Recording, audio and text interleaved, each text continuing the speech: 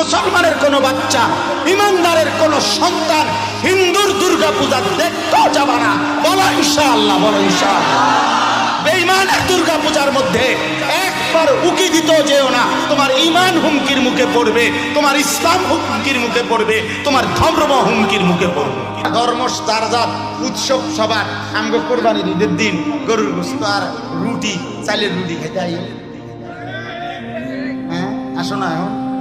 তা যারা এখন এগুলা বলে তারাই তো তাদেরকে উৎসাহিত করে তাদের ঘরে খাওয়ানো উচিত এবং সেটা ভিডিও দেওয়া উচিত যে দেখেন আমি যে বলছি ধর্ম যার যার, উৎসব সবার। অতএব আজকের এই ঈদুল আজহার কোরবানির দিনে আমি 30 জন হিন্দুকে, হ্যাঁ, আপনাদের আশীর্বাদে আমি নিজে বসে থেকে গরুর গোশত ও রুটি খাইয়েছি। খাওয়া মাতবুরি শুধু মানুষের কান ধরে, নেতাগিরি শুধু পাবলিকের উপরে চাপায় দেওয়ার চেষ্টা। আমার ধর্ম, আমার ইবাদত, আমার আনন্দ, আমার শখ, আমার ইসলাম, আমার আল্লাহ, আমার রাসূল, আমি অন্যের কাছে যাব না। কেন যাব? বলেন যাব না ইনশাআল্লাহ। বলেন ইনশাআল্লাহ, সবাই বলেন ইনশাআল্লাহ। আল্লাহ আমাদেরকে তৌফিক দান।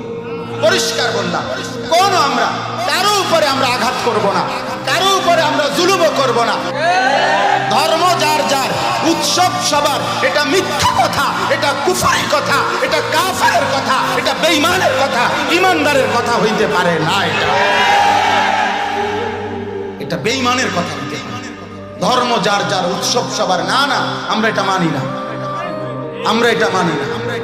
আমার ধর্ম, আমার ইবাদত। আমাদের ধর্মে কোনো আলাদা উৎসব নেই।